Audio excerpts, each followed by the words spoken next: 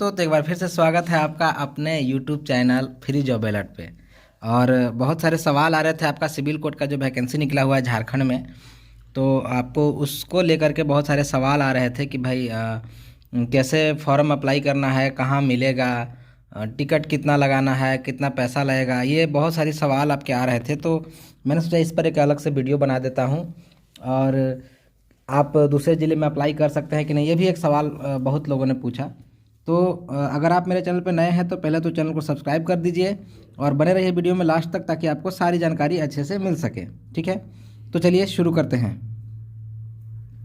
तो यहाँ पर देख पा रहे होंगे दोस्तों, ये एप्लीकेशन फॉर्म का प्रारूप है आपका। एक क है और एक ख है। ठीक है, जो ख वाला है यहाँ देखिएगा तो ये एडमिट कार्ड वाला है। ठीक है, और ये क वाला जो है सो आपका एप्लीकेशन फॉर्म है जो आपको भर के भेजना है। तो स्वहस्त लिखित आवेदन पत्र, निम्नलिखित प्रपत्र निबंधित डाक द्वारा अथवा हाथों हाथ भेजे। तो आप जैसे भी चाहें आप इसको भेज सकते हैं, स्पीड पोस्ट से या फिर हाथों हाथ। तो स्पीड पोस्ट से भेजेंगे तो आपको ऑटोमेटिक वहीं पे रिसीविंग मिल जाता है, और हाथों हाथ भेजेंगे तो वहाँ जाकर के आपको रिसीविंग लेना पड़ेगा।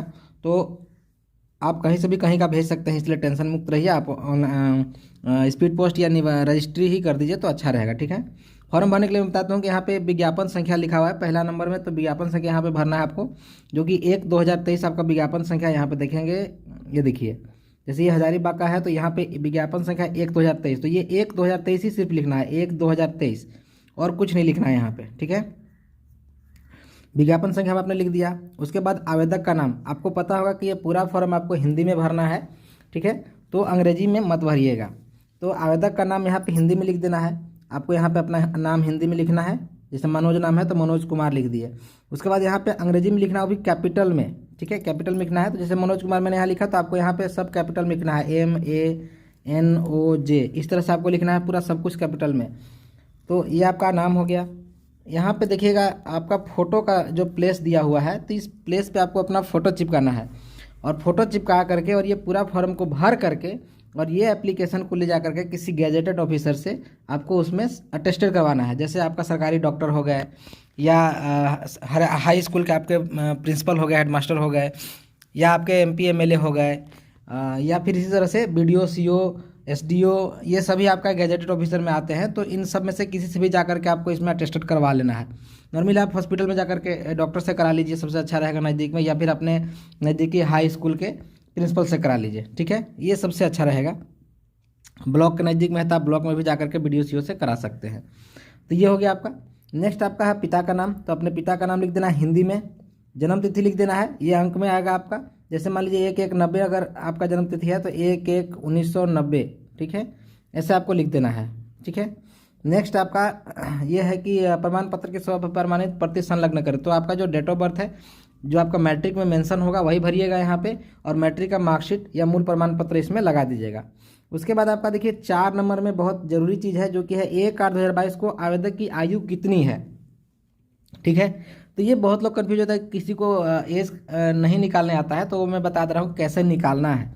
ऐसे आजकल इंटरनेट पे आपको सारा उपलब्ध है। आप गूगल में सर्च करेंगे एज कैलकुलेटर, तो वहाँ जा करके भी आप अपना लिख देख सकते हैं। तो मैं अभी ये बता रहा हूँ कैसे आपको निकालना है। जैसे 1/8/2022 को आपको डेट निकालना है, तो क्या करना है आपको कि सबसे पहले 2022 को आपको इधर लिखना है, उल्टा जस्ट लिखना है दोस्तों। ठीक है, 1/8/2022 ये मैंने लिख दिया। उसके बाद जैसे मैंने भी बताया कि 1/1/1990, अगर मान लीजिए 1/1/1990 मेरा जन्म तिथि है, तो क्या करूँगा मैं, 1/1/1990 यहाँ पे लिख देना है मुझे। ठीक है, उसके बाद इसको घटाइए, तो 1 में से तो 1 गया, यहाँ पे 0 हो जाएगा दोस्तों। 8 में से 1 गया तो यहाँ पे 7 हो जाएगा। और यहाँ देखिएगा 22 है, 22 में से तो 90 घटेगा नहीं, तो 1 हासिल ले लेंगे इधर से और 122 हो जाएगा यहाँ पे। या फिर डायरेक्ट नॉर्मली जैसे आप घटाते हैं कि 1 यहाँ लिए फिर 1 यहाँ आया, तो यहाँ 12 हो जाएगा। 12 में से 0 गया, सॉरी 2 में से 0 गया, 2 हो गया यहाँ पे एक तो। उसके बाद यहाँ 2 है, ये 0 में तो घटेगा नहीं, 2 में से 9 नहीं घटेगा, तो 1 हासिल यहाँ पे आया 10, 10 में से 1 लिए यहाँ पे आएगा 12, 12 में से 9 गया 3, और इधर बच गया आप 0 0। तो 32 साल 1 महीना,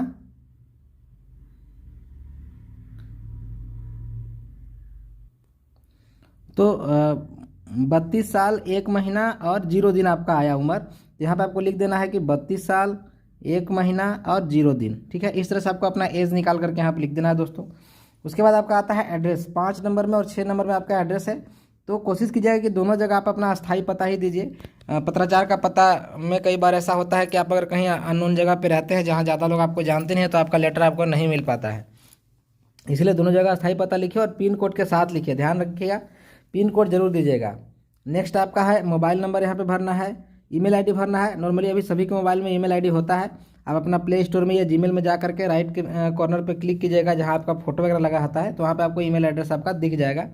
और अगर आपका ईमेल एड्रेस नहीं है, नहीं बनाने आता है, तो आप नीचे कमेंट करके पूछिएगा, मैं ईमेल आईडी बनाने के लिए बता दूंगा। नीचे में आपका राष्ट्रीयता है, तो ये ईमेल आईडी सोचेंगे कि हिंदी में कैसे भरेंगे, नहीं, ईमेल आईडी आपको इंग्लिश में ही लिखना है। जैसे आपका है जैसे xyz@gmail.com, तो ऐसे लिख देना है आपको, ठीक है। राष्ट्रीयता में यहाँ पे भारतीय लिखेंगे आप, ठीक है, भारतीय राष्ट्रीयता में लिखेंगे। उसके बाद आपका आता है शैक्षणिक एवं व्यावसायिक योग्यता, तो यहाँ पे आपको मैट्रिक, इंटर, स्नातक जितना भी आपका क्वालिफिकेशन है वो सारा कुछ भरना है। अगर आपके पास इससे भी ज़्यादा क्वालिफिकेशन है तो आप इसमें एक आध बॉक्स एक्स्ट्रा ऐड करवा सकते हैं। कहीं भी जो आपका कैफ़े वगैरह है वहाँ पे आपको ऐड कर देगा, और उसके बाद नीचे आप एक एक्स्ट्रा कॉलम बढ़ा करके भी इसमें एप्लीकेशन फॉर्म भर सकते हैं। तो इसमें आपको करना क्या है, परीक्षा का नाम लिखा हुआ है मैट्रिक, जैसे यहाँ पे हमारे यहाँ तो नॉर्मली जैक बोर्ड चलता है, सीबीएसई चलता है, तो सीबीएसई हिंदी में ही लिख देंगे। जैसे क्या लिखेंगे, अगर जैक से है तो आपको लिख देना है ज में ऐकार क जैक रांची, ठीक है। उसके बाद उत्तीर्ण होने का वर्ष, तो उत्तीर्ण होने का वर्ष क्या लिखेंगे, मान लीजिए 2010 में आप फाइनल किए हैं तो 2010। अंकों का प्रतिशत, अगर 60% अंक है तो 60।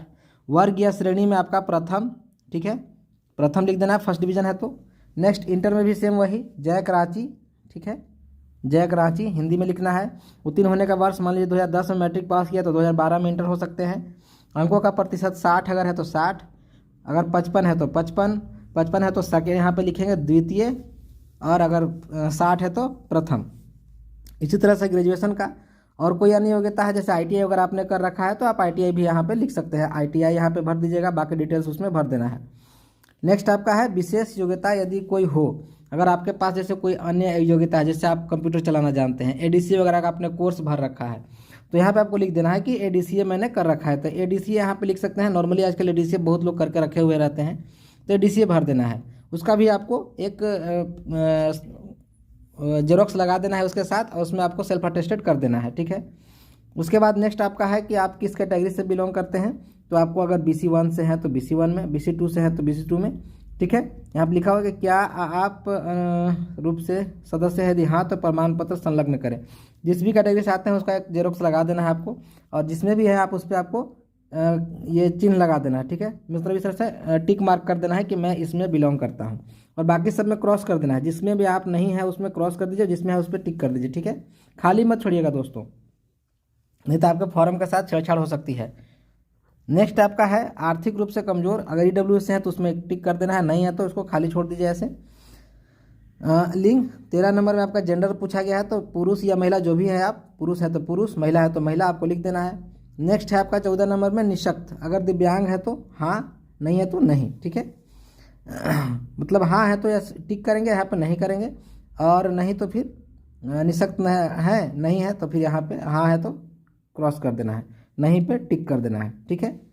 यदि वर्तमान में किसी सरकारी संस्थान निगम में कार्यरत हैं तो उसका आपको नो ऑब्जेक्शन सर्टिफिकेट, यहाँ पे जो आप पहले से अगर कहीं काम कर रहे हैं किसी संस्था में, किसी सरकारी संस्थान में, या कहीं भी काम कर रहे हैं और इसमें आप अप्लाई करना चाहते हैं, तो वहाँ से आपको एक NOC जारी करवाना पड़ेगा, और उसका यहाँ पे डिटेल्स भर देना है कि आप कहाँ काम करते थे, कब से काम कर रहे हैं, और किस पद पे हैं। यहाँ पे देखिए विभाग का नाम, धारित पद का नाम, किस पद पे है और कब से हैं, ये आपको डिटेल दे देना है। और ये NOC का आपको जेरोक्स लगा देना है, उसमें नो ऑब्जेक्शन सर्टिफिकेट होता है NOC। तो ये आपका भरने का हो गया। यहाँ पे फाइनली आपको अपना हस्ताक्षर कर देना है। यहाँ पे आपका दिनांक लिख देना है, जैसे आज 5 तारीख है मान लीजिए तो 5/2/23।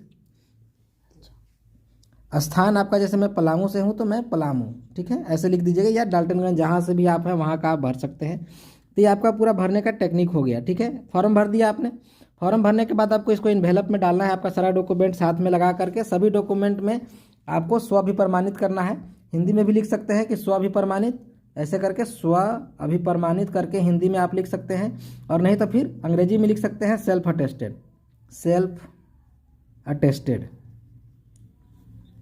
तो ये करके आपको नीचे में साइन कर देना है अपना, जो भी है मनोज रमेश जो भी आपका नाम है अपना साइन करिएगा। और उसको फिर सभी डॉक्यूमेंट में आपको ये काम करना है, अटेस्टेड करवा के ये फॉर्म भर के आपको सबसे पहले तो इसमें एक ध्यान दीजिएगा कि जो आपका ये फ़ोटो है इस पर आपको राजपत्रित से साइन करवाना है। इसके बाद नीचे में एक एडमिट कार्ड का भी है, मैं उसको भी बता दे रहा हूँ कि एडमिट कार्ड को कैसे भरना है। तो व्यवहार न्यायालय जहाँ के लिए आप भर रहे हैं, जैसे हजारीबाग का ये है तो हजारीबाग, ठीक है, जहाँ का भी आप भर रहे हैं वहाँ का ये नाम दे देना है। क्रमांक संख्या ये आपको नहीं भरना, ये कार्यालय द्वारा भरा जाएगा जहाँ से आपका एडमिट कार्ड जारी होगा। आपके द्वारा क्या क्या भरना है, तो आपको सिर्फ 3 चीज़ें भरनी है, ठीक है, ये तीनों 1 2 3, ठीक है। फोटो चिपका देना है यहाँ पे, आवेदक का नाम, आपके पिता का नाम और पत्राचार का पता, जो भी आपका पत्राचार का पता आपने भरा, अस्थायी पता यहाँ जो भरा है वो मत दीजिएगा यहाँ पे। अगर दोनों सेम है तो फिर वही यहाँ पे डाल दीजिएगा। बाकी जो भी है आपका कार्यालय द्वारा भरा जाएगा, देखिएगा।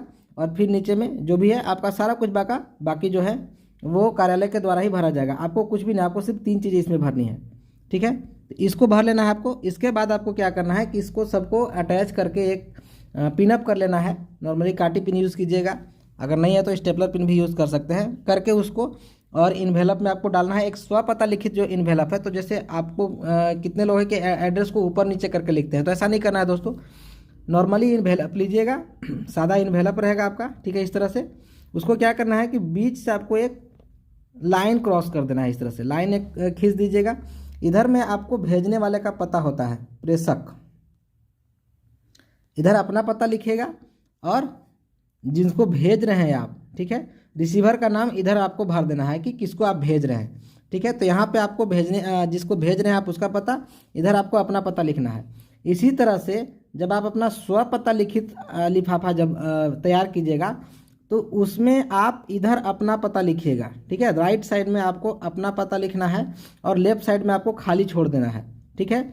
यहाँ पे ऊपर में अगर जगह छोड़ते हैं आप तो ऊपर में अपना टिकट चिपका लीजिएगा, जो 40 रुपये का है, 10-10 रुपये का 4 टिकट चिपका दीजिएगा। नॉर्मली ऐसे 40 का तो कोई टिकट आता नहीं है, तो 10-10 का 4 टिकट यहाँ पे चिपका दीजिएगा, ठीक है।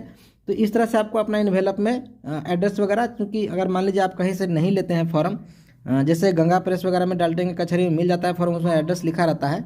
तो अगर वो नहीं मिलता है, आप नॉर्मली अभी घर में अपने गाँव में कहीं हैं, तो वहाँ भी इन्वेलप लेकर के इस तरह से आपको सादा इन्वेलप लीजिएगा, प्लेन वाला, और इस तरह से भर के अपना भेज दीजिएगा। तो ये था पूरा प्रोसेस।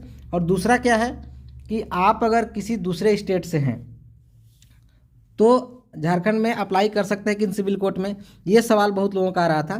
तो ऐसा नहीं है, इसमें आपको कहीं भी लिखा हुआ नहीं है कि आप दूसरे स्टेट से हैं तो नहीं भर सकते हैं, आप भर सकते हैं, लेकिन आपको रिजर्वेशन नहीं मिलेगा। जैसे आरक्षण जो होता है वो झारखंड के लिए ही सिर्फ उसमें लिखा हुआ है कि झारखंड के लोगों को ही आरक्षण दिया जाएगा, तो बाहर वाले लोग आप जनरल में काउंट होंगे। नेक्स्ट आपका है कि हम क्या अपने ज़िला में ही सिर्फ भर सकते हैं, दूसरे ज़िला में भी भर सकते हैं।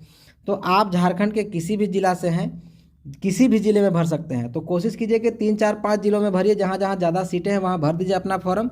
ज़्यादा पैसा भी नहीं लग रहा है आपको, लगभग एक फॉर्म पे 100 रुपये का खर्च होने वाला है। तो 4-5 फॉर्म आप भर सकते हैं, क्योंकि नॉर्मली तो आजकल 5 रुपये में सब फॉर्म आता ही है।